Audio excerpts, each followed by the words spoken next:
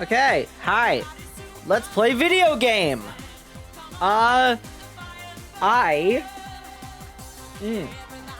Excuse me. So, the one thing that I really want to talk about before we start playing, because I think it's funny.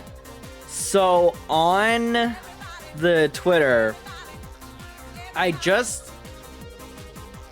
my god, excuse me. A little gassy. But the last time, or not last time, what am I saying? When I started posting like all the usual stuff on Twitter about me, like I'm gonna start streaming, blah, blah, blah, I refreshed my page and it showed the official Ace Attorney account promoting this. And I was very, very surprised. I might buy the Miles one. I kind of want the Miles one. I kind of really want the Miles one. I might buy the Miles one later today. I don't know. I kind of don't want to spend money right now. But also, I kind of really want it. I kind of really want just Miles sleeping, because we're like a minute into the actual YouTube video. Sleeping on the floor. I kind of want that.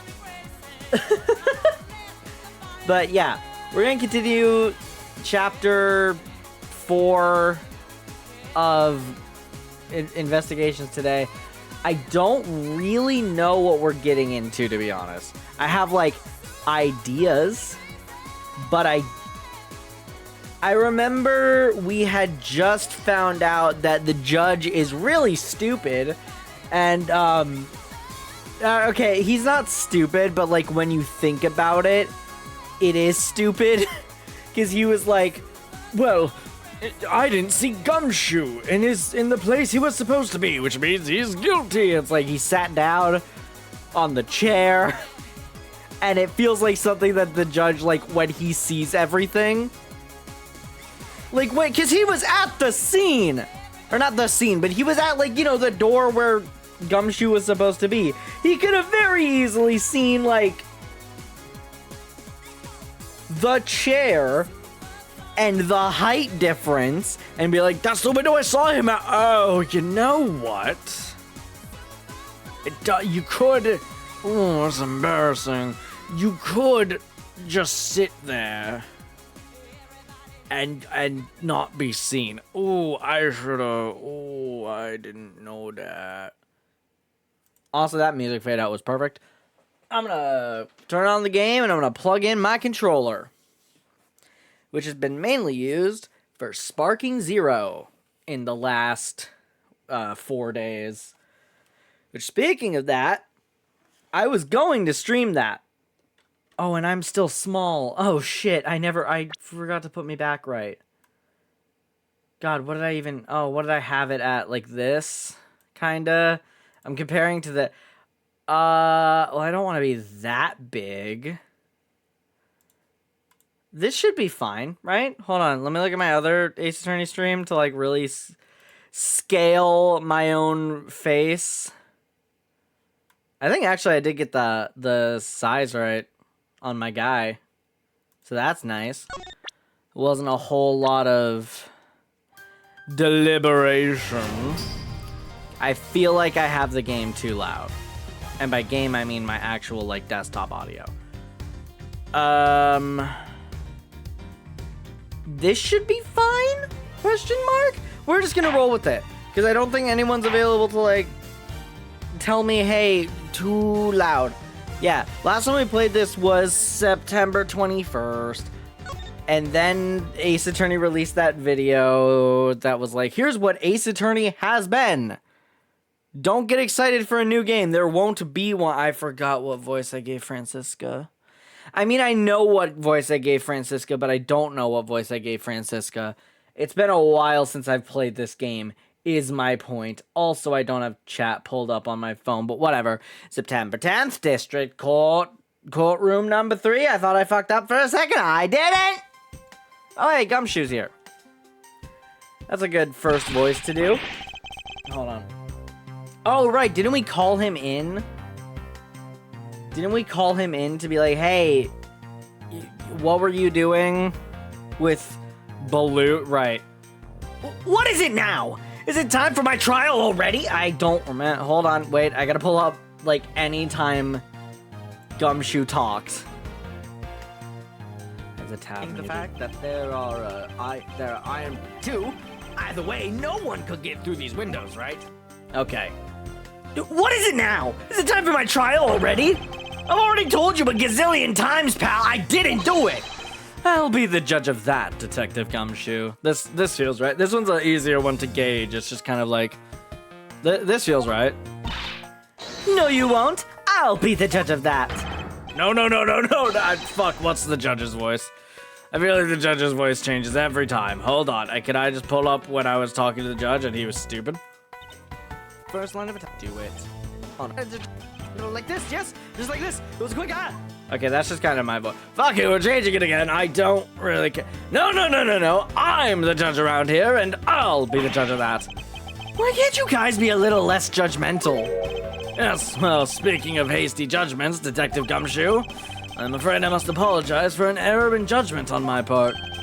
Your Honor, I don't believe you should apologize just yet. We have yet to prove he is completely innocent of his crime. Of this crime. Yeah, I guess so.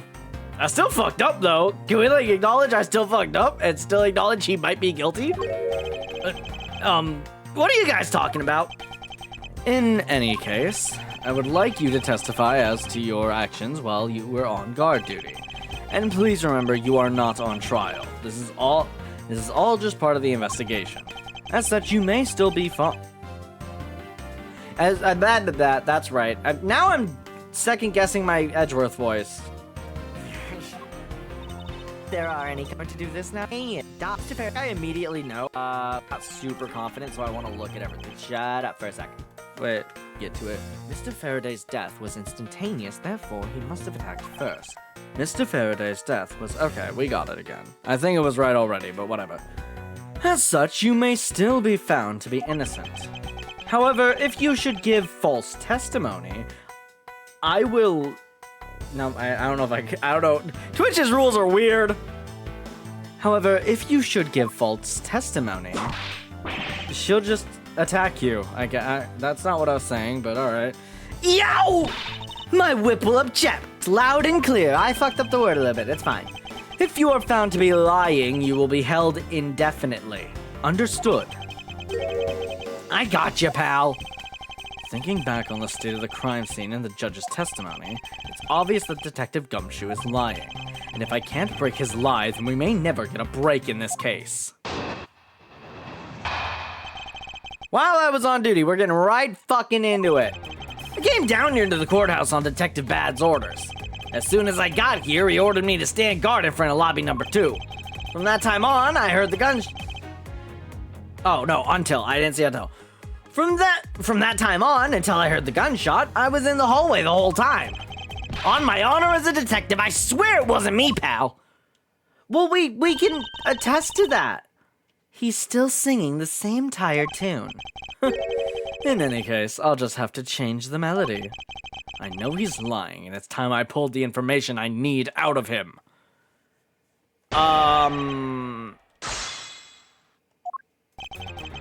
Well... On Bad's orders, as soon as I got here, he ordered me to stand guard in front of the lobby number 2. What's our evidence, I forgot? Well, that's not relevant to this case, so let's fucking wait. Was in hall on guard duty, other than gunshot, didn't hear a sign of a struggle, blah blah, knife, Faraday, fountain pen, crimey, sceney stuff, annual bonus, Swiss roll, Detective Gumshoe fingerprints. Is our thought I'm already saving. Is our thought process that, like...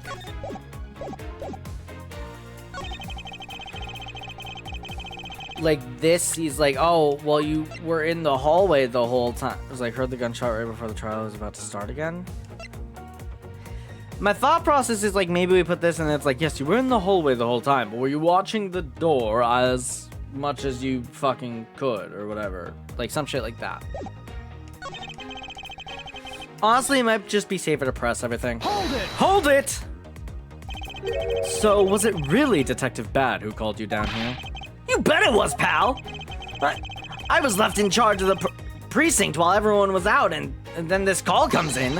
I want you down here 1 minute flat, he said. Well, I thought this was my big chance, my first case, so I made a mad dash down here. I maybe broke a few speed laws. Although, I couldn't exactly get here in a minute flat. So, how long did it take you? About 10 minutes, I guess. And what was Detective Bad doing when you finally made it? He was waiting for me down on the first floor in the entranceway, pal. As soon as I got here, he ordered me to stand guard in front of lobby number 2. I was gonna press everything before I do anything. And by he, you mean Detective Bad, of course. And this being my first time at this courthouse, he also walked me up to the third floor hallway in front of the defendant lobbies. And did you meet anyone along the way? Well, just as we entered the hallway, we ran into Miss Yu. When he heard from Miss Yu that Mr. Faraday was not to be interrupted, that's when Detective Bad told me to stand guard in the hallway, pal. So far, Detective Gumshoe's testimony is matching up with Detective Bad's. Okay, this is the one that I feel like might have the most interesting out of it. You claim to have been in that hallway the whole time. However, is it not a fact that you did something while you were in that hallway? Okay, there we go. Of course I did something! I guarded the door to lobby number 2, pal! What else? Very well, then. And what exactly does guarding that door entail? Well, to put it simply... Oh, I know! It was my job to stand in front of that door without moving an inch! Oh... Detective Gumshoe, you mean to tell me that you didn't take a single step away from the door to lobby number 2? Is that really what you wish to testify to the effect of? You got it, pal!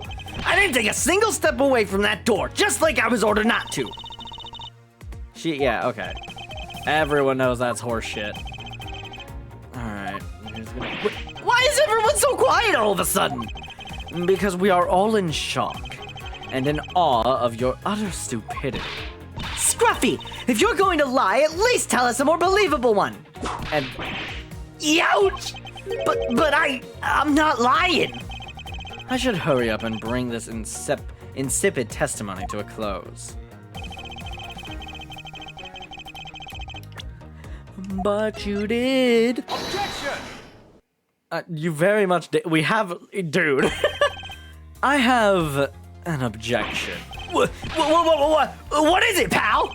Detective Gumshoe, I wonder if you might recognize this from somewhere. Hey, it's one of those things. The courthouse special Swiss rolls, right, pal? Precisely. In that case, I suppose that you also recall the sullied hallway bench. Hey, you know what? I think it was probably me that did that. Detective Gumshoe, you know you can't go around dirtying up the courthouse like that. You inconsiderate slovenly? I've never heard that. Slovenly pig! And he gets whipped. Eek! I promise to clean up later, I swear! Now then, shall we get down to business? About the fact that you didn't move even a single step from in front of that door. If that really were the case, then how were you able to buy a pack of Swiss rolls? Furthermore, if you didn't move a single step from that door, whatever, how did you manage to get the bench dirty with your grubby hands? Oh, okay, he doesn't deserve this. Ouch! It appears that Francisca's whip can do more damage than my words can alone. All right, I confess, pal. I was hungry, so I bought a pack for myself, okay? I'm gonna burp, like actual burp. There we go. I thought I'd get chewed out again if anyone found out about me eating on the job. So I didn't want to say anything. Well, unfortunately for you, I saw you do the whole dastardly deed. No, you didn't. Clearly saw you buying a pack of Swiss rolls from the vending machine. Okay, I'm sorry for lying. But that's all I'm sorry for, you get that? Because I'm not holding anything else back. That last statement may sound like it makes sense. However, there is something I don't quite believe about getting one for himself. Yeah. Are you sure you're not withholding further information from us? Huh? Of course! Of course not! I've got nothing else to hide, pal! No, you very much do! Oh, if only that were true, Detective Gumshoe. But it is true, pal! I swear there's nothing else! Detective Gumshoe, I'm sure you're aware of the price of a pack of Swiss rolls, correct? Huh? Remind me again, pal? That vending machine out in the hallway is selling packs of 2 Swiss rolls for $6 a pack. And yet, according to you, you didn't have any cash on you until you cashed your $5 annual bonus check. Isn't that right? Oh. Let me ask then, how did you manage to purchase the pack all by yourself? Can you provide me with a proper explanation to that? I told you I bought it myself, pal. By myself, pal. There wasn't anyone else in that hallway with me, so there's no one who could have helped me buy it. Wait, don't tell me. You've got some kind of proof that there was someone else in the hallway, don't you? Correct. As if you could. I mean, what are the chances of that? Wait, you do? Of course I do. What? How? What proof do I have that there must have been someone else there in the hallway? Balloon. Take that! What the fuck? What the fuck? How is that not the answer? The proof is balloon. Wait, genuinely, what's the... Wait. Swiss roll dropped by the mysterious young girl. Oh, oops. What the heck is that? I knew you didn't really have anything. You prosecutors are all the same, always lying to people. You should stop, you know. I refuse to be lectured by the likes of you, detective. Miles, how long do you plan on being strung along by this moronic detective? I have no intention of falling for his lie, because there was definitely a second person. Because if he was truly alone, all along, this piece of evidence should not exist. Okay, I forgot this one was, like, dropped by fucking K. Take that! My bad. Hey, you showed that to me not 2 seconds ago, pal. I think you're under the mistaken impression that I bought this pack of rolls. Wait, if you didn't buy it, then that means you must have stolen it, you thief! I would never do such a thing. All you liars are the same. You start out as thieves, you're under arrest, pal. I believe you meant to assert that all thieves start out as liars. And in that case, what does that say about you, detective? This particular Swiss roll was dropped by a certain someone. Oh! There were 2 rolls in this package. You ate one of them. But you then gave the other one to a certain other person, didn't you? No way, pal! You got it all wrong! I ate both of them! Hey. No. Damn. He fucking blocked that. He perfect guarded that shit. He just framed that. It would appear that we've caught you at last. Hey, don't you dare do anything bad to that girl! It would appear that they do know each other after all. So why do you continue to come up to me and kick me? Have I wronged you somehow? I have a name, and it's Kay! Kay... what? Kay Faraday! Faraday? Are you perhaps Mr. Faraday's daughter? I'm not a you, I'm Kay! Kay? You know, good little girls don't kick other people. Especially not hard enough to leave big nasty bruises like the way you do. Well, then you should have put Gummy under... You shouldn't have put Gummy under arrest, mister! Gummy? My guess is that she's talking about Detective Gumshoe. What a cute nickname you've given him. Gummy didn't do anything wrong! Okay. It appears that I will need to speak with her in a bit more detail. Don't try to... Oh, I thought she was gonna try to kick me again. Alright. Hello, small child. Now then, Kay. I'm not doing that. She's like a stray cat. That's exactly why I'm not doing it. I wonder if I should feed her something. I wonder what option we have. Let me feed her Gumshoe's statement. Kay, I promise to give this to you if you calm down. Oh, a Swiss roll! It really belongs to you, though. It really belongs to you, though, doesn't it? Yeah, I was saving it for Daddy. You're gonna be saving that for a long time. Oh my. Your father, he's... Don't say another word, pal! She doesn't know yet! Thanks for watching out for me, Gummy. But I already know about Daddy. I overheard the guards talking. Oh, about how he's not here anymore. I'm sorry. I'm sorry I couldn't protect him. Okay. I'm not gonna cry. I'm not gonna...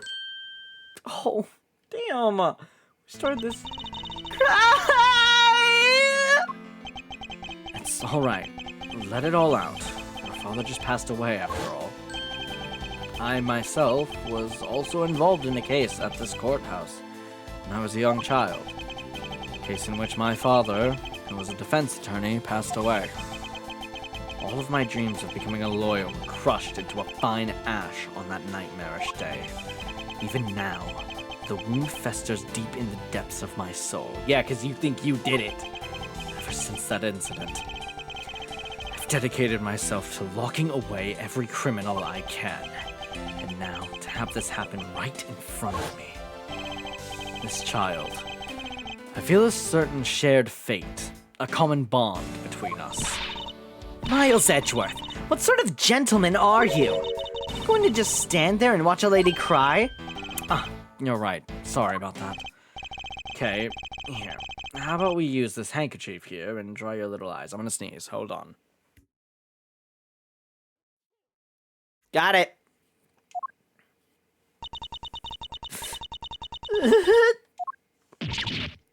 Oh, that's kind of funny. What? How do you... My cravat? My cravat? I forget how you fucking pronounce that. Don't blow your nose on that! I feel better now. Thanks. Great, that's fucking... I'm so glad that happened. Okay. Are you going to be... alright? Yep, I'm already alright. Somehow I highly doubt that, but I'm not going to push it. I promised Daddy I'd never cry in front of strangers. And you're a good kid, aren't you, Kay? You always keep your promises, right? That's right. Even if I can't see Daddy anymore, I'm still gonna keep all my promises. You're a very brave girl, Kay. You're a very good child for keeping the promises you made to your papa. I'll even testify that you didn't cry, just for you. Thank you very much, lady.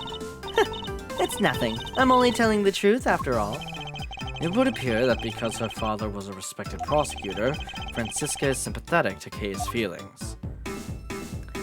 I guess that would be why. That was like a really cute moment, and it's like, oh wait, that's why.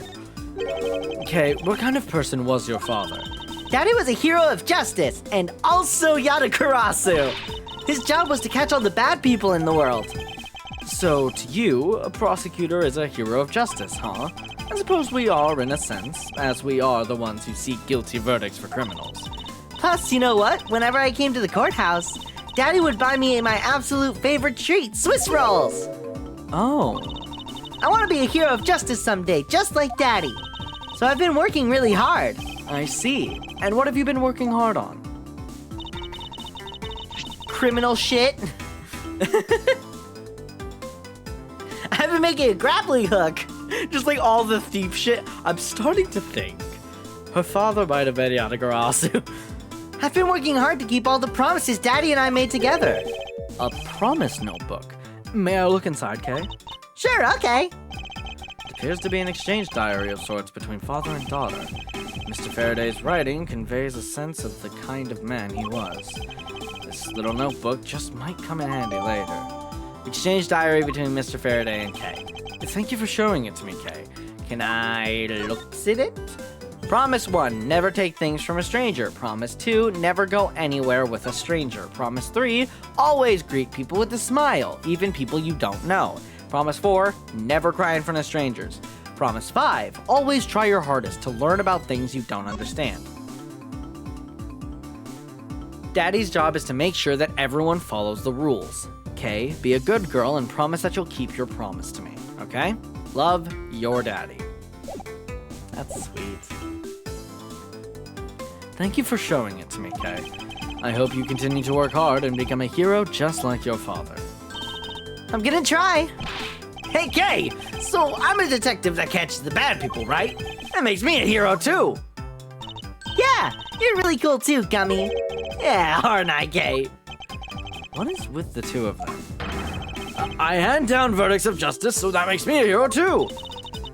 Yes, and thanks to your oh-so-heroic testimony, you almost painted that detective as a vile criminal and sent him off to jail. I'm really sorry about that. Gummy's not a bad man, okay? I love that she goes into, like, fighting pose shit. That's great. That poor judge. He's been treated like a vile criminal rather than a hero of justice. It appears that you and Detective Gumshoe are good friends, Kay. Yeah, we're friends. I don't know why that delivery was so stiff, but we're gonna roll with it. All right. In that case, would you mind telling me a little more about him? So I take it that you ran into Detective Gumshoe earlier. Yep. I was on my way to see Daddy when I saw Gummy standing there. He was standing in the hallway staring really hard at the vending machine, so I said hi. And when was this? Or I don't know why I thought it said when was this time. Huh? Oh, before everything got crazy. How long were the two of you together? We only talked for a little while, and then we went on our own ways. That's right, pal. Kay and I only talked for a little while, and that's it. Oh, which means we have now confirmed that Kay was in the hallway during the recess. Isn't that right? You got me! I told you to stop picking on Gummy, mister. Very well, then. I'll just have to speak with the good detective in private later. Swiss rolls. Were you the one who bought this pack of Swiss rolls, Kay? Well, I didn't really have a lot of money, and I somehow made $1 out of all the pennies and quarters I had. But that still wasn't enough, and I really, really wanted one. Come to think of it, she did come to ask me to exchange a handful of change for $1. And that's when you came and asked me to change your money, correct? Yeah, thanks so much for doing that, mister. Sure. But let me ask you, even with that $1, you still didn't have enough, correct? Well, that's why... Hey, if you bully Kay anymore, I'm gonna have to arrest you, pal. Need I remind you that you're the one under arrest? Stupid ass. Yo! I sense that Kay is going to be less than forthcoming with this question. I'm sorry about your roughly thing. Yes, well, now it's positively drenched in your nasal mucus. Ew. Don't worry, Kay. I have a spare. So, here, you can have this one. Aw, but Daddy said never take things from a stranger. Ha, that's one of the promises you made in your promises notebook, correct? Yeah, look, see? It's right here on this page. Never take things from a stranger, never go anywhere with a stranger. Alright then, I'm not giving this to you. I'm merely allowing you to borrow it. You can take it home, wash it nice and clean, and then give it back to me the next time we meet. Okay, Daddy never said I couldn't borrow things from strangers. Okay, I know they mean it as, like, he put on... I know they mean it like he put on a new one, but it really looks like he, like, handed it to her. It's like, oh, never mind, and he put it back on. Now then, Detective Gumshoe. Uh-oh. I believe it is now crystal clear that you were with little Kay in that hallway. Oh, I told you to stop being mean to Gummy! Hold it! Miles Edgeworth, there is still something you have yet to resolve. I beg your pardon? You still haven't offered an explanation for why that man would lie to us. That's... well... Gummy, don't tell me you lied for my sake. Hey, don't worry about it, Kay. Everything's gonna be okay. Ah... so that's why. So, what was Detective Gumshoe's motive for lying? If you can't explain that, then you can't call this a perfect investigation. His reason for lying is very simple. What? Here is what I believe to be his reason. From simple observation of the detective's actions and interactions with Kay, it's obvious that the detective was lying for the young girl's sake. And this piece of evidence will show you exactly why. Which piece of evidence proves that Detective Gumshoe was lying on the account of Kay?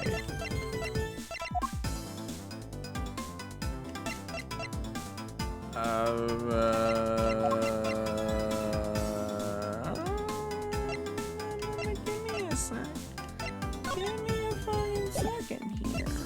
Why was he the balloon, maybe? I can't save, so I'm fucked if I get this wrong. Oh, is it because one of the promises is never go anywhere with a stranger? Take that!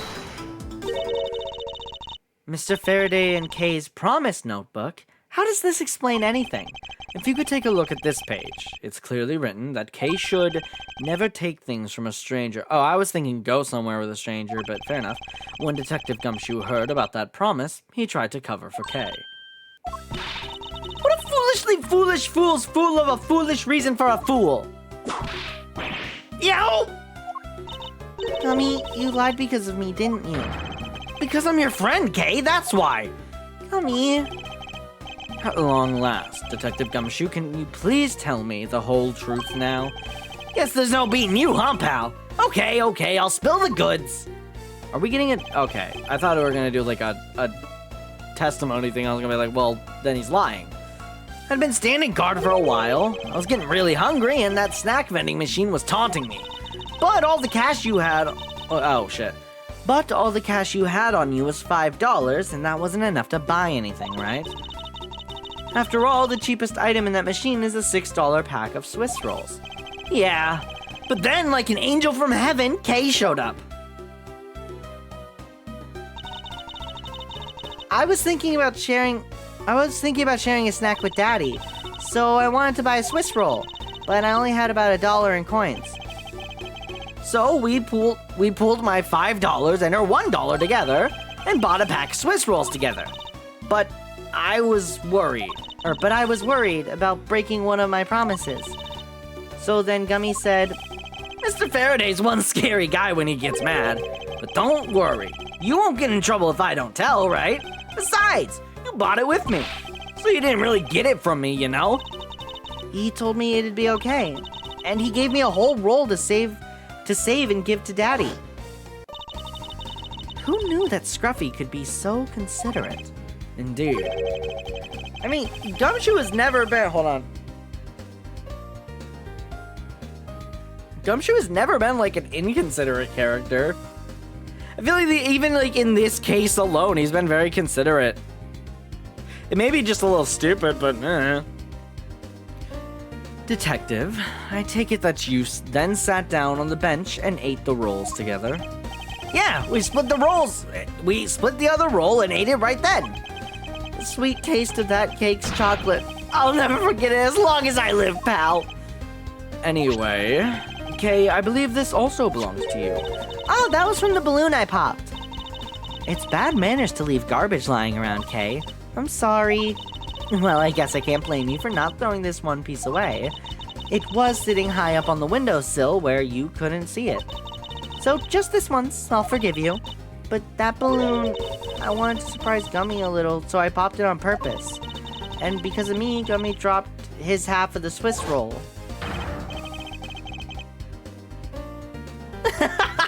Wow, you really got me there, pal. So I thought maybe I should give Gummy this other roll. And then I saw you picking on Gummy, mister. So you kicked me, is that it? You sure are a feisty one. I'm really sorry, mister. It's alright, I'm perfectly unharmed. But about this Swiss roll, would it be alright with you if I held on to it until Detective Gumshoe is cleared of all charges and free to go? Yeah, sure. Just make sure you give it to Gummy afterwards, okay? Of course, I promise. Now then, I believe we have proven beyond the shadow of a doubt that Detective Gumshoe was in the hallway for the entire duration of his duty, which undeniably proves that Detective Gumshoe could not have committed the double murders. Who the Oh, I forgot you had a voice. Actually, it proves just the opposite, Edgeworth. You've just shown that Detective Gumshoe is the only one who could have committed the crime. What do you mean?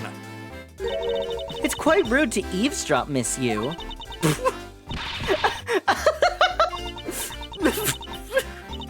I'm getting lectured on manners by a girl with a penchant for whipping people. What? How dare you talk back with such insolence? You're wrong, lady. Gummy's not the bad guy. Oh, and what have we here? What is a child doing in a courthouse? Bailiff, please take this child away. Oh, she's gone. Ooh, Miss Callisto, that girl is Mr. Faraday's... I know, so what? You think that just because she's the victim's daughter, she gets to just run wild around the crime scene? I think it's actually quite dangerous for her to speak nothing of getting underfoot. I suppose you're right. However, As long as we're in agreement on that point, let's get back on the real issue at hand. Now then, Detective, you were in front of the door to lobby number 2 the entire time, correct? yeah, but... You see? Isn't it obvious that it could only be the detective? He's the only person who could have gone into lobby number 2 at the time of the murders. I have no counter-argument to that. Don't worry, I've already put in the necessary paperwork for this formal arrest. But the investigation is far from over. Oh, that's right. I was going to speak with you about that. Don't you think it's reckless to talk to the suspect out in the open without a guard? I suppose it is. Well, as someone with more experience in law than you, allow me to share something. Always keep a good eye on a criminal, or you may regret what comes of your negligence. Oh, Miles, I can't believe you're letting this woman lecture you like this. This is unforgivable as a disciple of Von Karma. Down, Tigress. Now then, I'll be looking forward to the results of your investigation. So, we're back to square one. Actually, this is our last chance. I can tell that if we fail to solve this case, Detective Gumshoe will be formally charged under all of the circumstantial evidence. This investigation is not over yet. There's still one location we have yet to inspect. It's where Detective Bad and Miss Yu were at the time of the crime. Lobby number 1. To be continued. I could have gone like I'm mad at myself. I could have gone like the tiniest bit more, and I would have had a better stopping point, but whatever, we're here, I guess. September 10th, 5:45 p.m., District Court, Defendant Lobby number 1. What is this incredibly overpowering sweet scent? It smells like flowers. Okay. Uncle Bad, is this it? Isn't that Detective Bad and Kay over there? Looks like she managed to escape the bailiff. No, that's not quite it. Aw, too bad, but it's so pretty. I think you're still a bit too young to be wearing that. But since you found it, I guess I can let you keep it. Thanks! I'll treasure it always. But those two seem to get along rather well. Oh, here, I've got something else for you. Yay! Thank you, Uncle Bad! Earlier, I ate one of these with Gummy. Gummy? Oh, you mean Gumshoe. Gummy is... He was trying to be nice to me because I was gonna get in trouble. And then he got in trouble because he lied to protect me. Gummy. I knew he didn't kill Daddy! Don't cry. Faraday would be sad if he saw you crying. I'm not crying! Okay. Oh! It's the mister from before It's the mister from before and the lady, too! Don't you think it would be a good idea to go home for the time being? You're not involved in the investigation, so it's for the best if you do. Actually, I'm Uncle Bad's assistant, so I'm related to the investigation. Is that so, Detective Bad? Yeah, I guess. What? You were just scolding us like kids not to mess up the crime scene, and now you let this child run free? Why? People are free to investigate things outside of the actual crime scene. You also had a few things you wanted to look into. Got a problem with that? I don't have a problem with that, but I am curious as to what Miss Yu was looking into. Uncle Bad, I'm gonna go look somewhere else now, okay? Alright, I'm counting on you. Oh, that's right. Hey, mister. Yes, what is it? I know Gummy really isn't the bad guy. I mean it. So, please, find the real bad guy, okay? I'll forgive whoever did this, but in the absence of the perfect piece of testimony and evidence, there is no one else who could be the true culprit other than Detective Gumshoe. She wandered off while I was pondering. Alright, cool. Let's talk to Bad then. Detective Bad, what exactly was Kay searching for? Nothing that concerns you, boy. Oh, and I suppose it has something to do with Kay. It does, because she's Faraday's daughter. Anyway, hurry up and get to the point. I don't have time to waste. Sounds like he'd rather be left alone. I have something I'd like to confirm with you once again. I don't have anything to say to you, but you very much do. Be that as it may, we still have questions that need answers to. Now then, first of all, what is the overpowering smell that is permeating this room? Upon entering this room, I thought I was going to suffocate. It's that ultra-strong perfume Yu wears. She spilled some of it. I was having a bad time of it. No, that's right. I was having a bad time of it myself. I didn't think twice and opened the window. But that smell's still in here. Perfume, huh? So the sweet scent in the air is perfume. Well, it's giving off quite a stench. I bet it's some cheap no-name brand. She said it's a famous brand from overseas. Fuck. It's a knockoff. Yes, definitely a knockoff. No disrespect, but she forced one of those bottles on me. Why did my controller stop working? I'm plugging it back in. Here, little girl, you can have it. I was born for much more expensive and refined perfume. However, seeing as how you just happen to have a spare, I suppose I'll take it. Miles Edgeworth, you will hold on to this bottle without fail. Why can't she ever be honest about her wants? Misuse perfume. So now we have the perfume Miss Yu wears. Just fantastic. Can I look at it? Perfume given to Bad by you. Same perfume as the one spilled. In lobby number 1. Cool. Is that all you wanted to talk about? If so, I'm going back to investigating. Actually, I still have a few other things I wish to inquire about. During the recess, let's talk about it. So, you were in this room the entire recess? Like I said, I made a call to the precinct to get that big lug down here. Right. But other than that, I was waiting for the recess to end in here. At least your story is consistent. Earlier, you stated that you were in this lobby with Miss Yu. Yeah, I ran into her in the hallway. She said she wanted to talk to me about something, so we came in here. Oh shit. Then, what you're saying is that until Detective Gumshoe's arrival... Sorry, I alt-tabbed so I could see the audio. I'm gonna turn this down a little bit. Just like 1. Or 2, yeah. Just because I'm a little... I don't trust. I don't know why, I just don't trust it. Alright.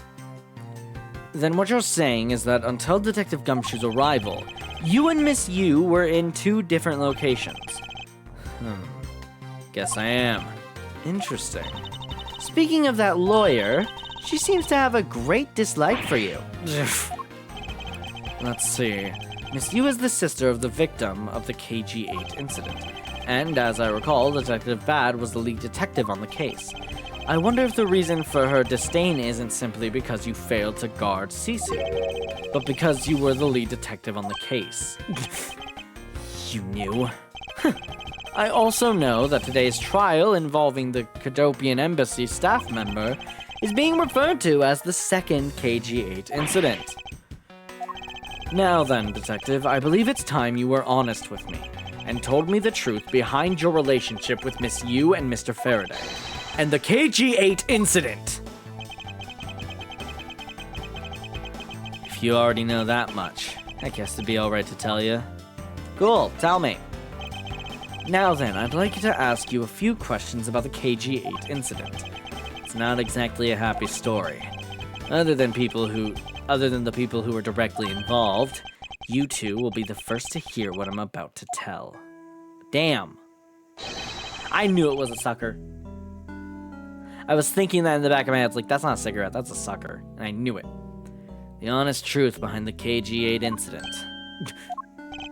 Faraday, you and I, as you already know, we three were involved with the KG-8 incident. Faraday and I, we were originally on the trail of a smuggling ring. You mean the smuggling case involving one of the Amano Group's secretaries? Huh. That trial was just a front. A facade? Yeah. But the case became tainted. All because the witness who was going to testify about the Amano Group's ties to the smuggling ring, CCU, was killed. Then what became of the secretary who was arrested? His name was Colin Deveray. Wait, do you know that? To be honest, the guy didn't know a thing about the smuggling ring. But he confessed to knowing about it anyway. Deveray was probably being intimidated by the big boss man. Just another scapegoat. The boss man of the Amano Group? He can't seriously mean Mr. Ernest Amano. That can't be right. It's probably just Detective Bad's personal hypothesis. What is he trying to do, suspecting Mr. Amano of being involved with the smuggling? I suppose it would have been quite difficult to secure an acquittal after he confessed. But the man who killed CCU, Manny Cochin, was a completely different person. But since he's already been acquitted once for her murder, Mr. Faraday, how could you have let him go? If I remember correctly, I heard that Mr. Faraday had an important piece of evidence stolen from him. That wasn't Faraday's fault. It was mine. I wasn't vigilant enough. Faraday, Cece, I was supposed to protect them both. Miss Yu did mention that as well, about how Detective Bad was supposed to guard her sister. But even I knew who was supposed to protect them.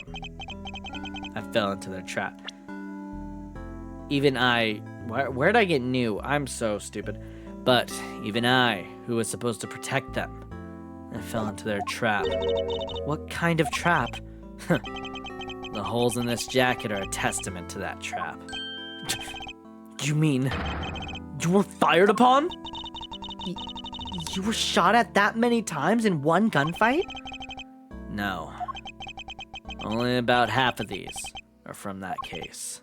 But the reason I continue to wear this jacket is to remind myself of the lesson I learned from the KG-8 incident. I see. I couldn't protect CCU, and the suspect was found not guilty. We had hit a brick wall, as far as the law was concerned. And that's when she came to the courtroom, the victim's sister. That's when I first met Callisto Yu. About when you first met Miss Yu, it was on the day of the verdict of the KG-8 incident was handed down, was it not? Yes. Faraday and I, we apologized to her from the bottom of our hearts. It was all we could do, but just saying you're sorry won't bring my sister back, she said. And then she gave me a hard slap across the face. Well, she certainly had a lot of self-control to stop at just a slap. If it was me, not even 100 lashes would have been punishment enough. I suppose not. You said it yourself, that she never wanted to see either of us ever again. But after that, you've seen her many times over, correct? Yeah. Faraday and I, even after the KG-8 incident had come to a close, we continued to hunt down the smuggling ring and got involved in a variety of cases. But there's no use.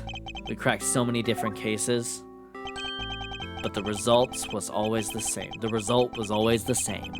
We couldn't find the real mastermind behind the ring. Is the ring really that big? It was bad in the... Dude, I already committed to bad, and I was like, wait, who's actually talking? I looked at the bad, and I said it. Ha! It was in the pursuit of the ring that we met you once again. It was during another trial related to the smuggling ring. Faraday was the prosecutor, and I, as the lead detective, took to the witness stand. She appeared out of the blue as the defense attorney. Her client was related to the smuggling ring, and she was... Shit. Her client was related to the smuggling ring, and she was defending them? Yeah. You was pursuing the ring as best she could as a lawyer. I think she defended Rel this time, for the same reason. Come to think of it, Miss Yu did say something to the same effect. I have my own agenda. I'm still on the hunt for leads regarding the KG-8 incident, alright? And for that, you have not a single qualm about defending a known killer? Don't put words in my mouth. I said no such thing. The only way I had to get close to Mr. Rel was to be his lawyer. I had no intention of covering for him. Ever. So don't you dare suggest I was going to. It doesn't matter what her reason is. Helping a criminal is just despicable. You're so naive, little girl. I could have stolen this lollipop from you. That's how naive you are. How dare you insult the daughter of Avant Karma? Just like us, you felt that she had hit the limit of what the law could do. That's all. The law is merely a tool. There is no limit to it, only the skill of the craftsman. You two, still too young, but one day, you'll know what I mean. I think he kind of does learn what he means. Even if we're going to even just the first game, Edgeworth kind of learns that. And then also going to dual destinies and shit. He knows. But enough sidetracking. What matters is that we met you again in pursuit of the smuggling ring. That's all. So, what was your relation to Mr. Faraday? You even seem to know Kay fairly well. I met him when he was a rookie prosecutor. Known him ever since. And Kay, I've known her since the day she was born. Faraday and I, we cracked quite a few cases together. But you two seem to have made no progress at all in the Yatagarasu case. Did we touch a nerve? I only have one thing to say to you. No one knew more about the Yatagarasu than me and Faraday. That's why I was called upon to testify in today's trial. To prove that Rel was not the real Yatagarasu. Which I would have done if he hadn't turned around and accused Faraday. After the accusation, I was asked to testify, but this time, to prove or disprove the accusation. But I guess I won't be doing that either. I sense that there's more to that statement than meets the eye. Perhaps a bit more digging into the Yatagarasu is necessary. Yatagarasu, you claim to know much about the Yatagarasu. Would you care to share what you know with me? What you two should be looking for right now is proof of murderous intent towards Faraday and Rel. I agree, which is exactly why I'm asking you about the Yatagarasu. What? The KG-8 incident and this second KG-8 incident. Both of these cases are tied to the smuggling ring. And in both of these cases, the witness who was to testify about the ring was murdered. However, there is one point in which they differ, and that is the presence or absence of the great thief Yatagarasu. Mr. Rel claimed to be the Yatagarasu, however. In the middle of the trial, he suddenly declared Mr. Faraday to be the real Yatagarasu. Then, during the recess, they were both killed. Don't you find that to be the least bit odd? Miles Edgeworth, stop beating around the bush and just spit it out already! I believe that there must be some reason that the two men suspected of being the Yatagarasu were both killed at the same time. A reason, huh? And so, in order to catch Mr. Faraday and Mr. Rel's cold-blooded killer, I feel that I need to learn as much as I can about the Yatagarasu. If it'll help you solve the case. Then I'll tell you. I'll tell you the reason why we've never caught the Yatagarasu. What was that sudden outburst for? You almost made me whip you by accident! That's not an accident. What? Still accidentally whipped me anyways. There are three main reasons why the Yatagarasu will always be one step ahead. First, the Yatagarasu always knows the exact location of the target object. Second, the Yatagarasu always knows exactly how to disarm the security system. Third, the Yatagarasu doesn't leave a single shred of evidence behind ever. I see. So those are the Yatagarasu's special traits. Sounds like an incredibly elusive thief. The Yatagarasu has never been caught on tape, never tries to draw anyone's attention, and would never do something as lowbrow as commit murder. That's how I knew that Rel wasn't the real Yatagarasu right away. But you can't use that sort of logic on its own to prove that he wasn't. Listen, little girl, I'm not done talking yet. What's different about this time was that evidence related to the smuggling ring was sent to the police. And the sender was none other than the one who infiltrated the Cadopian embassy, the Yatagarasu. The Yatagarasu sent the evidence. Until now, the Yatagarasu would always publicize any corrupt dealings through the mass media. But not this time. The evidence this time was something only Faraday and I, and a select few others knew about. In that case, how can you be so sure that it was the Yatagarasu who sent it? That's easy. A special card that only the Yatagarasu uses was attached. That's how I can be so sure. And just what sort of card is it? Here, take a look at this article. Whenever the Yatagarasu wants to publicize something, a white card is sent along with the stolen information. But when we questioned Rel about what was sent along with the white card, Rel had no idea what it was. And that's how Detective Bad knew that Mr. Rel was a phony. Thank you very much. I have a much better understanding of the Yatagarasu now. Oh, okay. Excuse me, Mr. Edgeworth.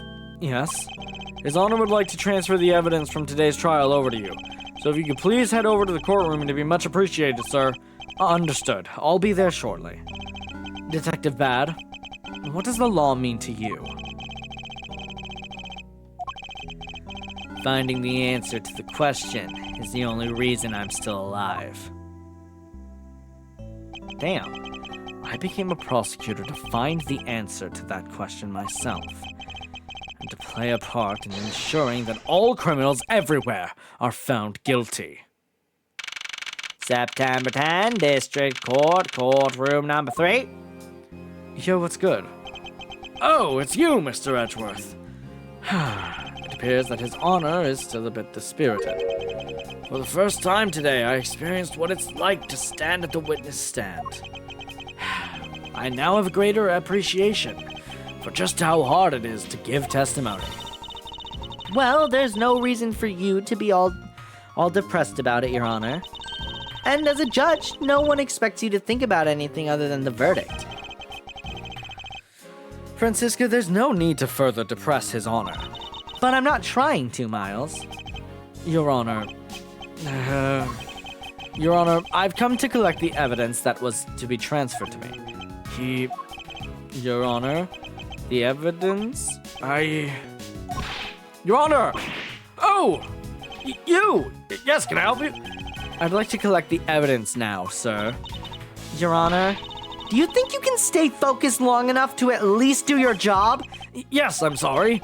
And I would, except the defense attorney has yet to arrive. She is busy with the investigation. So let's keep this brief, shall we? Very well. In that case, please confirm that all the pieces of evidence are present. Furthermore, the evidence that was used in the murders of Mr. Faraday and Mr. Rell are also included, so please go ahead and use them in your investigation of the case. Understood, Your Honor. The pieces of evidence that were used in the murder of those two men. This could be a very good chance for me to find new leads regarding their case, and maybe even something that will finally lead me to the truth. I've placed all the evidence over at the prosecutor's bench for you. I see. Thank you very much. I'll go and confirm that they are accounted for. Okay.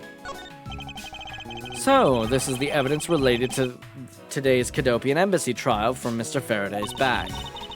You mean the evidence bag that was on the table in lobby number 2, right? Yes. Finally, we can now take a look at the evidence itself and not just data about them. Let's be sure to thoroughly examine them while we have the time. Agreed. I want to take a good look at all of the evidence from the embassy murder too. And why is that? Because I still don't fully understand what today's trial was about. Don't point your crop at me just because you don't know something. And don't you try to order me around just because Papa chose you today. See, someone is still sore about not being picked by Mr. Von Karma. It's also real to see the knife up close. The knife is the problem, not the gun? So, we have the knife, the gun, an envelope, and what's this organizer doing here? Oh, that's right, I completely forgot to tell you. About what, Your Honor? They found Mr. Faraday's personal organizer inside the evidence bag of his. Detective Bad requested it be passed along to you. He said it would help the investigation. Detective Bad said that. What a strange stroke of luck. Well, never look a gift horse in the mouth. We might as well flip through it, too. I won't rest until I've inspected every suspicious-looking thingy and butthole. This gun was originally used to kill the Cadopian Embassy staff member, which we knew. We knew that. When the crime was reported, the responding police found Mr. Rell still holding it, which led to his immediate arrest. And then this gun took the original shooter's life. How ironic. Indeed. There doesn't seem to be anything else we can learn from this piece of evidence. Let's go. Alright, let's do this then. Mr. Faraday's organizer. It appears he was in the habit of using it. It looks like he wrote his strategy for getting Mr. Rell convicted down in here. I have collected the evidence I need to prove that Rell was the killer. Between the handgun I'm reading! Between the handgun Rell had on him when he was arrested and the surveillance tape, I should be able to prove that he was the one. Okay. It appears that Mr. Faraday honestly believed that Mr. Rell was the killer in the case. The sound of his handgun going off was recorded with superb clarity on the surveillance video. That's not how surveillance cameras work. There's never been superb clarity in any sentence. With this, there's never been a sentence with superb clarity and surveillance video in the same sentence. Fuck off. I also have evidence that I can use to prove that Rell is not the real Yatagarasu. Yeah, because it's whatever. And it would also appear that he had proof that Mr. Rell was not the Yatagarasu. No matter how he may try to play it, as long as I have the Yatagarasu's key, I can prove he's a phony. If I present it to him in court, it should clear everything up. I didn't read what Miles said, oops. It's been a long battle. I hope that this will finally bring it to an end. Okay. And apparently also he apparently also had a very definitive piece of evidence. Yes, I believe that Mr. Faraday was well prepared to discredit any claim that Mr. Rell may have made about being the real Yatagarasu. and he had a way to prove that Mr. Rel was the guilty party in the embassy murder. This organizer is a clue straight from Mr. Faraday. I'll have to take my time and give it a thorough read later. Look, there's a picture stuck between these pages here. I assume that's the Yatagarasu key. It appears to be a key. And a rather ornate one at that. Just look at the design on the handle. The craftsmanship is superb. Could this be the Yatagarasu key Mr. Faraday mentioned in his organizer? The Yatagarasu's key? Detective Bad said something earlier. What's different about this time was that the evidence related to the smuggling ring was sent to the police. And the sender was none other than the one who infiltrated the Kadopian embassy, the Yatagarasu. The Yatagarasu sent the evidence. Until now, the Yatagarasu would always publicize any corrupt dealings through the mass media. But not this time. The evidence this time was something only Faraday and I, and a select few others knew about. Mr. Faraday must have been trying to keep this secret key safe. As the prosecutor on both the Yatagarasu and smuggling ring cases, that's to be expected. Cool, key. Can I actually, is there more than just, oh my god, there is a lot. Oh no, this is all just everything that he said. This is everything we just read. Never mind, that's not new. Okay, can I look? Okay, it's a photo, not the actual thing. Got it, knife. It's the knife that was used to kill Mr. Faraday. Who would have thought that such a beautiful piece of art could be used for such a cruel act? And it's never crossed your mind that you use your riding crop for the wrong purpose? That's odd. What is it? Mr. Faraday didn't mention anything about a knife in his organizer. That certainly is odd. The weapon that was used to kill the Kadopian embassy staff member was the gun. But if that's the case, then where did the knife that was used to murder Mr. Faraday come from? Isn't it obvious? It was brought into the courthouse by Mr. Rel. That's the only logical conclusion, right? No, because it's not that easy to smuggle a weapon like that in here. Every person who enters the courthouse doors is checked thoroughly for contraband. Furthermore, the suspect was handcuffed, making it impossible for him to bring a knife as large as this inside. In that case, how do you suppose the knife ended up inside the courthouse? You need to think carefully here. There's nothing related to the knife written anywhere in Mr. Faraday's organizer.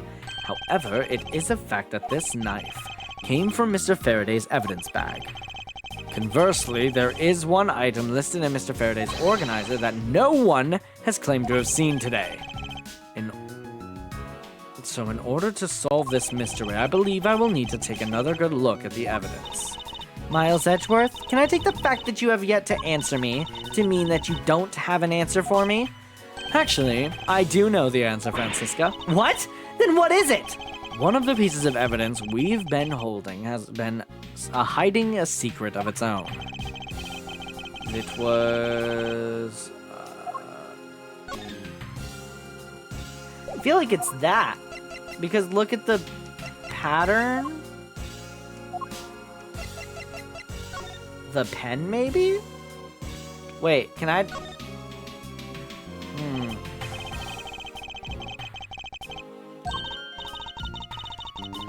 Papa uses fountain pens are much nicer than this. The way he signs his name with those pens makes his signature look like pure art.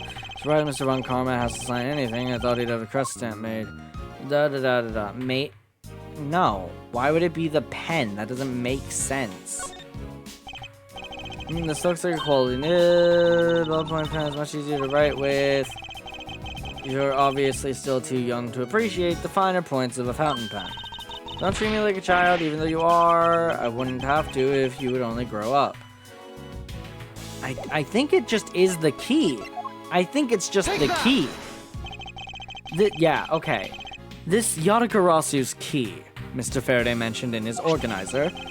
This is how the knife was brought into the courthouse. You're not making any sense, Miles Edgeworth. You just need to look a bit closer, Francisca, to see what I mean. Don't the color and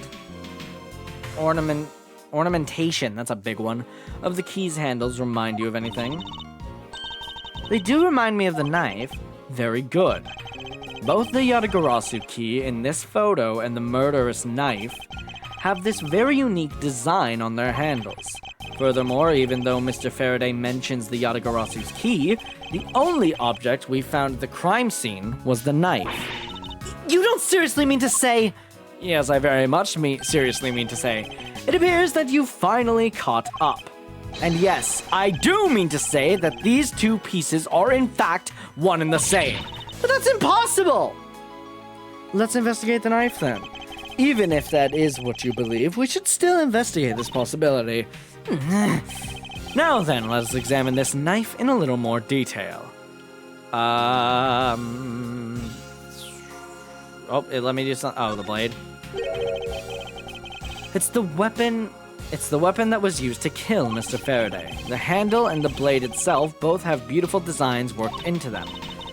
Look, there's a flower-shaped design in this gold section here. If this hadn't been used as a tool for a murder, I'd want it for myself. She seems to be drawn to the embellishments. Too bad this isn't mine to give. And even if it was, I probably would. Hello? Ah, it is a butterfly knife, kind of, sort of. That's sick as hell, actually. I want that. I want that. I want this. That's sick as hell. Can't believe it turned into a key. To think there was such a trick to this thing. So, the weapon used to kill Mr. Faraday is actually the key to the Yatagarasu stole. This piece of information is more critical than anything we've learned up until now. Yatagarasu key, a photo of the key the Yatagarasu sent turns into a knife. Frankly, I'm shocked. Mr. Faraday only mentioned the key aspect of this piece of evidence in his organizer. It's possible that even he had no idea the key was hiding a knife blade inside. But if that's true, then only someone who knew about the key to the key to knife trick could have killed Mr. Faraday. Even among law enforcement, this key was top secret. We're looking for someone who knew even more about the key than even Mr. Faraday. Meaning that the only person it could be is the one who sent the key in the first place. The great thief Yatagarasu! Then maybe Mr. Rel really was the Yatagarasu. And he was the one who killed Mr. Faraday. Isn't that one possible scenario? No, not really. Especially since Mr. Faraday was absolutely convinced that Mr. Rel was not the Yatagarasu. Besides, as Detective Bad said earlier, but when we questioned Rel about what was sent along with the white card, Rel had no idea what it was. I see. Alright then, I guess the person who knows the trick behind this key is someone else, and that person is the real Yatagarasu. It seems that this key is truly the key to solving this case. Okay, I still have shit to... Oh, fuck. Give me a second. I'll cut this out of the video.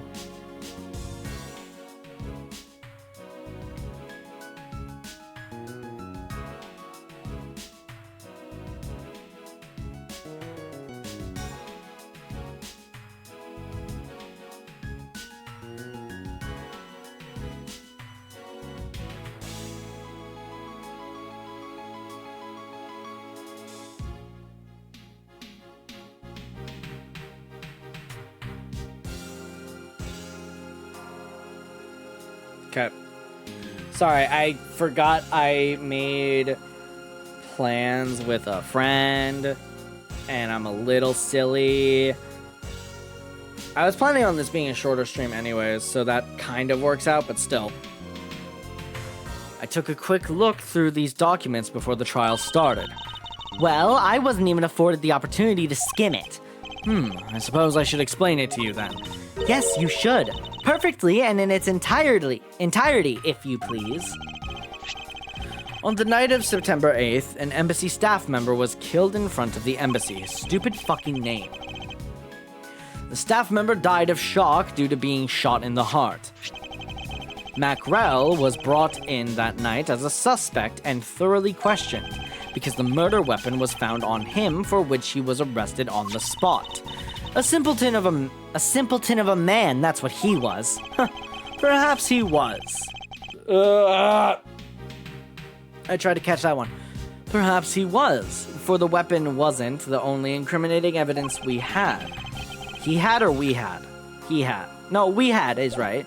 Mr. Rell was caught in the act on film by a security camera. He was an even bigger simpleton than I'd thought. I can't believe he didn't notice a security camera. The Cadopian Embassy security system is supposedly very well disguised. He may have simply not been aware that there was a camera in the area. So, have you seen the contents of the video for yourself? Yes, the surveillance video the security camera took was played during the trial by Mr. Faraday. You can clearly identify Mr. Rell on it. Even the sound of the gunshot was crystal clear, which has never been the case on a security camera. So the footage included sound, huh? I don't think I'd ever want to see the moment of someone's death in real life. Me neither.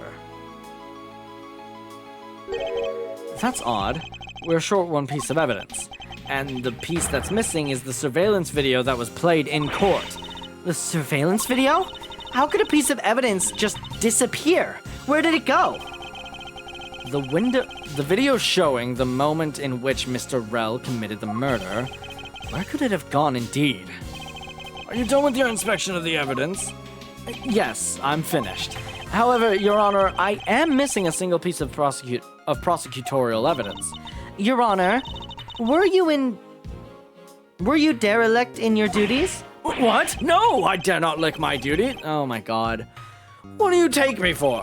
No, Your Honor. The most important piece of evidence in today's trial, the surveillance video, is not amongst the evidence you laid out for me.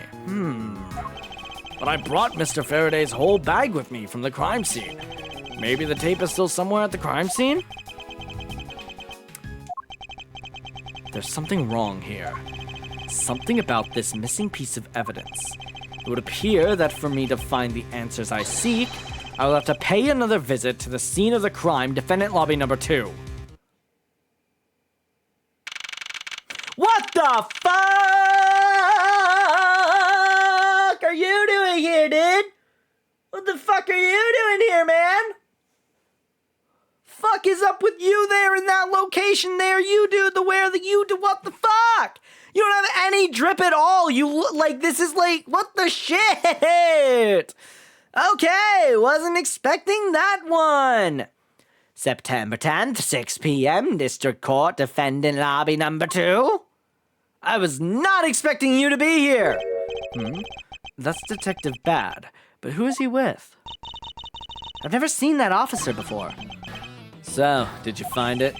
No, not yet, and I've looked everywhere. Oh god, I have to remember the voice.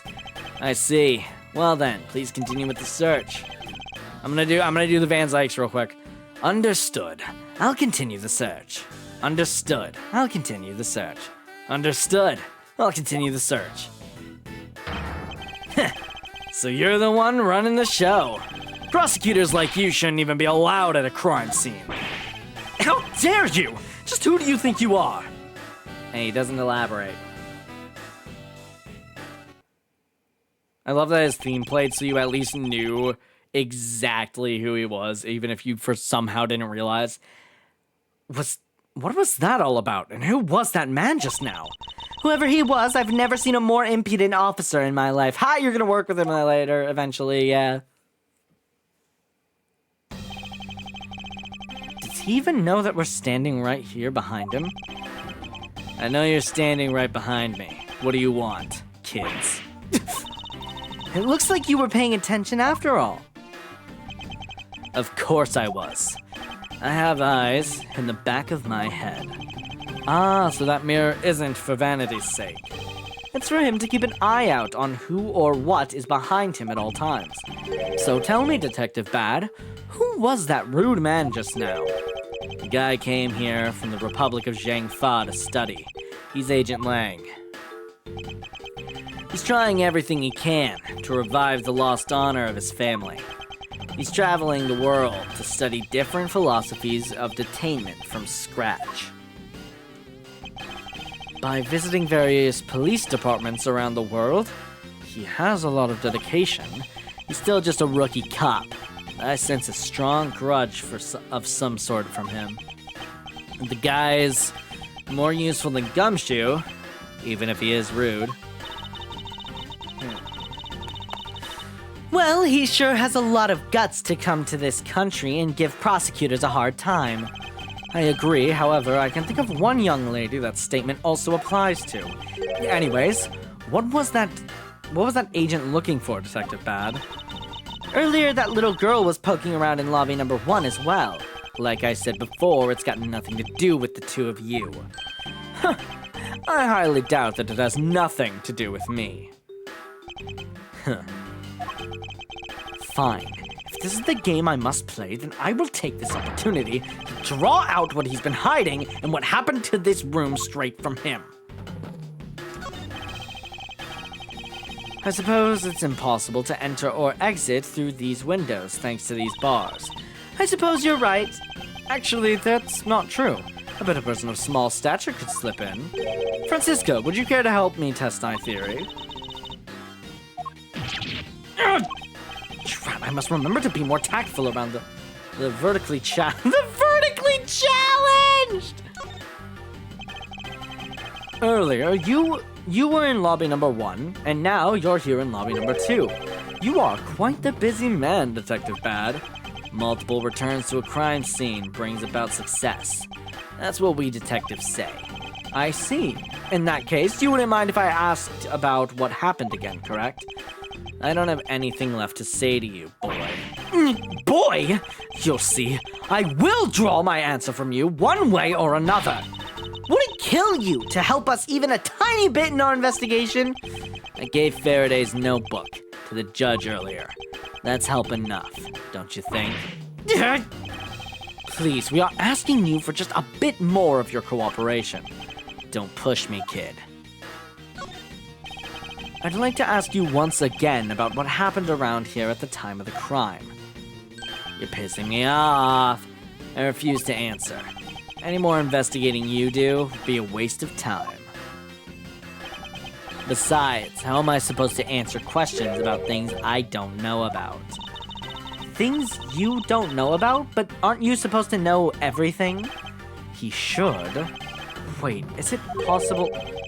Maybe he doesn't know about the trick behind that piece of evidence. I should try showing it to him.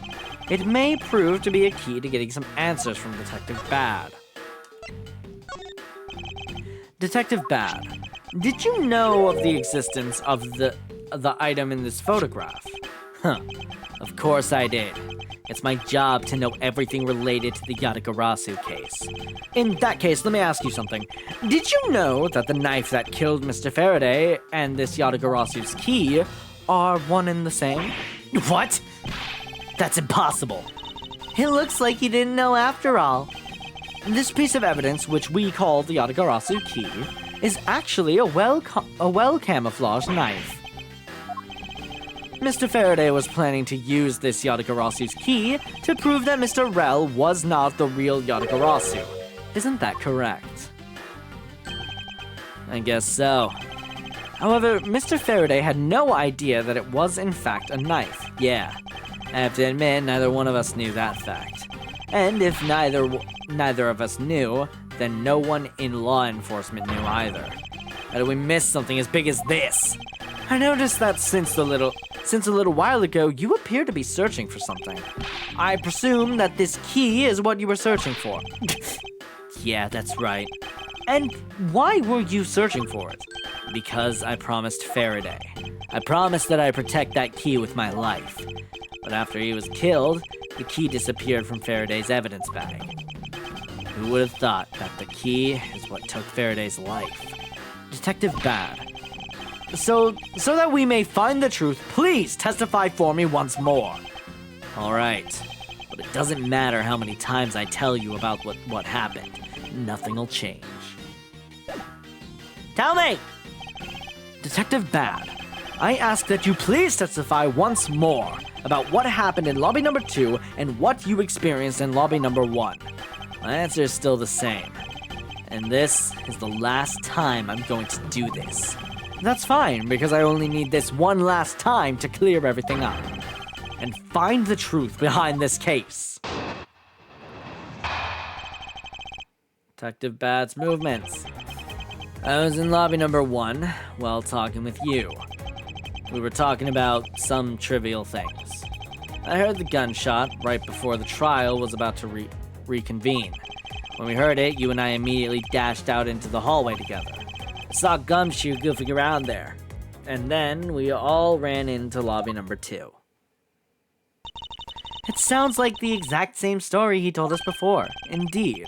However, I feel we have yet to draw out all the information that we can. Okay, well, I'm gonna press everything then. How about that, game? I wish I would have a pull to press it. Why did Miss Yu choose lobby number 1? Answer me! Who knows? She just said that she had something she wanted to talk to me about, and we walked into lobby number 1 together. That's all.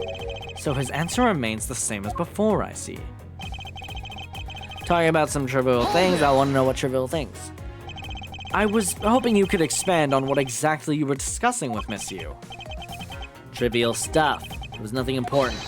That's for me to decide. Alright, I suppose that's for him to decide. Moving on then. And the gunshot right before the trial was about to reconvene. Until you heard the gunshot, did you notice anything else that that was out of the ordinary?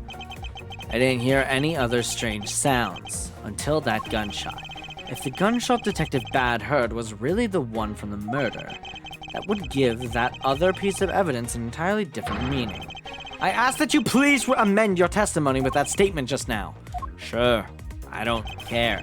Didn't hear any other strange sounds until that gunshot. Oh, it's the balloon. Cause how the fuck didn't I hear a balloon pop? In fact, I probably did hear the balloon pop. Balloon. Oh my god, I can't wait to do this.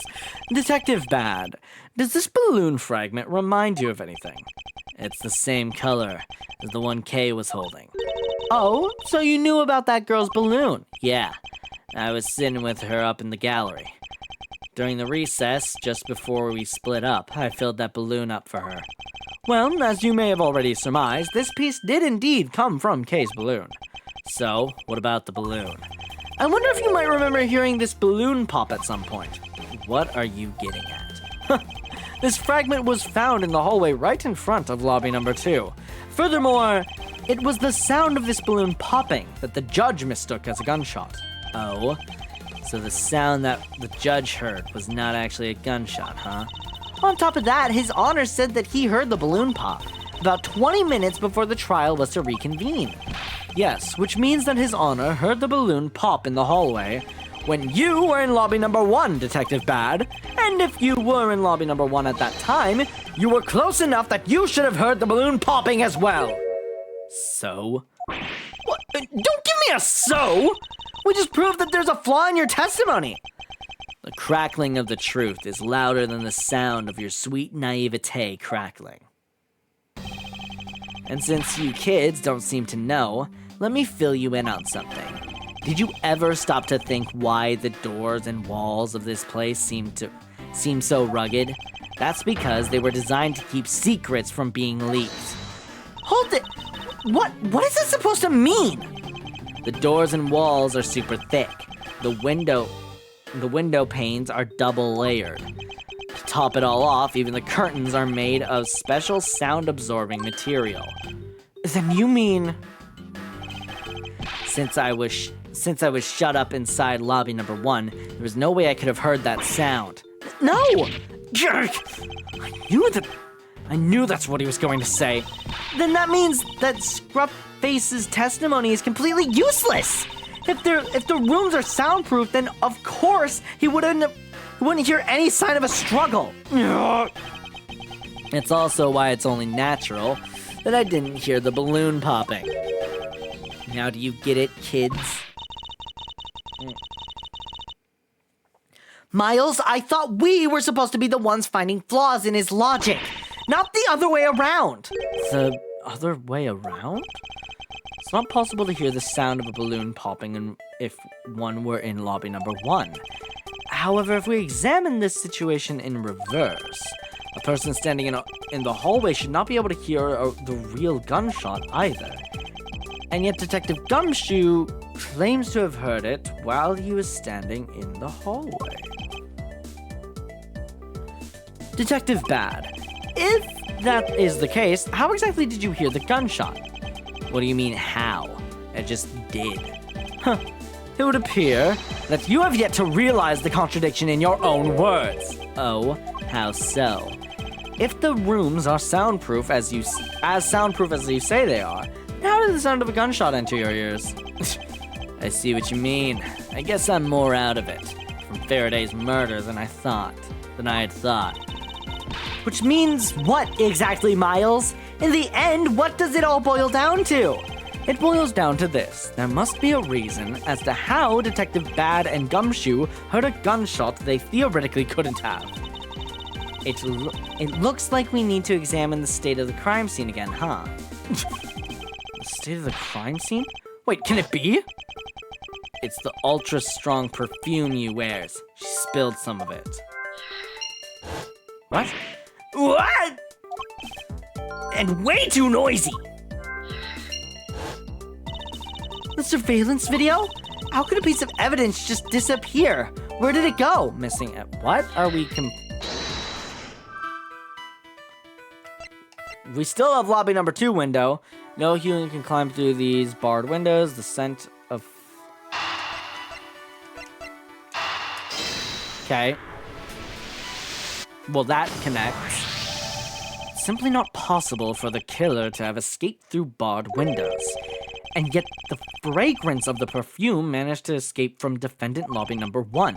Of course, incorporeal things can move freely through these open barred windows.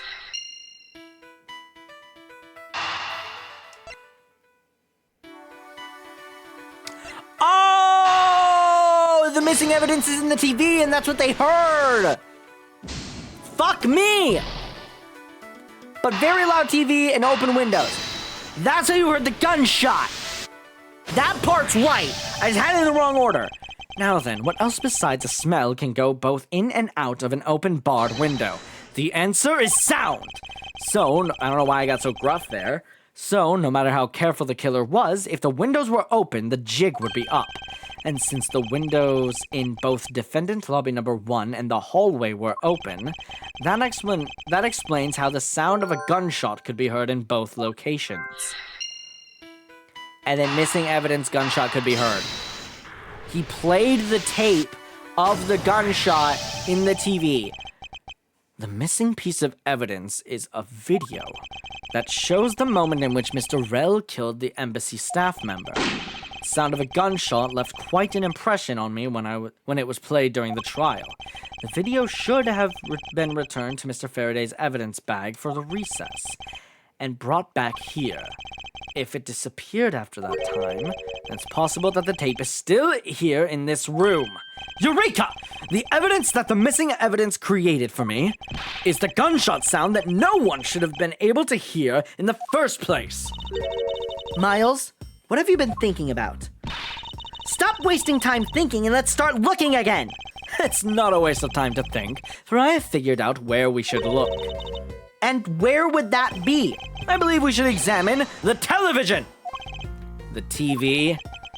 Well, you kids have fun. Go ahead and examine whatever you like. Doing an investigation starting with a TV made by Blunt. I won't rest until I've inspected every suspicious thingy bopper and doodle dad. It's a video player, and there seems to be a videotape inside. It looks like it. The tape must have stopped on its own when it reached the end. This tape. Could it not be the missing surveillance tape? I suppose, but Detective Bad, would it be alright if I verified the contents of this video? Sure, knock yourself out. Alright, let's rewind it and see what we have.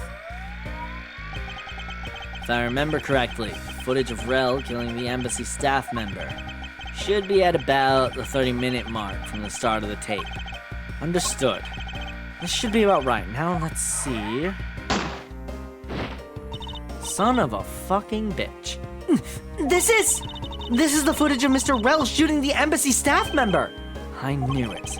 The missing piece of evidence, the surveillance video, was here all along. There we go. This sound. What's the meaning of this? It appears that Detective Bad has figured out the true source of the gunshot here.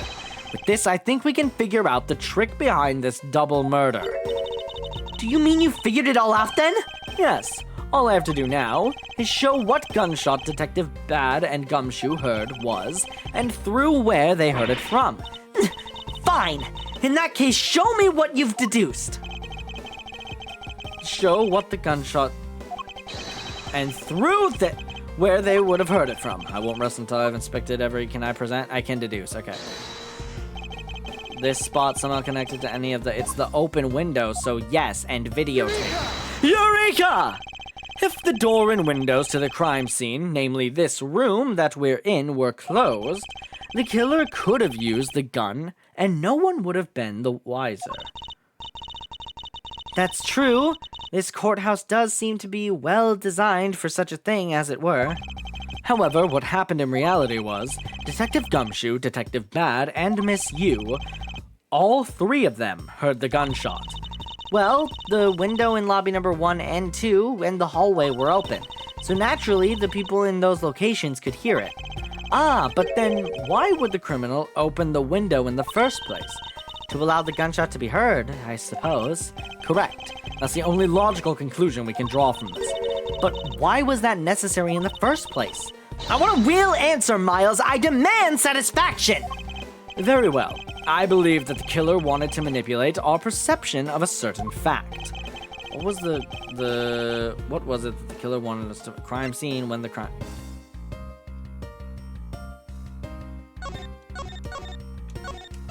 It's not murder weapon, because he literally has, like, proof he was fucking shot. Like, if we look at the bodies, okay, not that photo, this is a bad photo of it, but, like, there is literal, like, gunshot wound on one of them.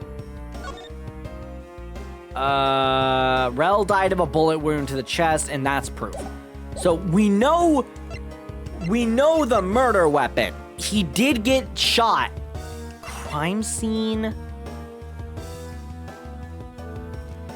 I guess crime scene, right? Nope, okay. The killer wanted to manipulate our thoughts regarding the real crime scene. So you're suggesting that the killing really took place in a different location? Yes. In that case, would you care to explain to me how someone was able to carry 2 adult male bodies all the way? I didn't think about that. Furthermore, given that the scruff face was in the hallway the entire time, I believe you just created your own contradiction, Miles. Yes, well, I suppose a mistake is a mistake. However, the whole reason why the killer left the window open was it not to mislead a particular fact. I guess it'd be when the crime took place. Because it's not murder weapon. It's absolutely not.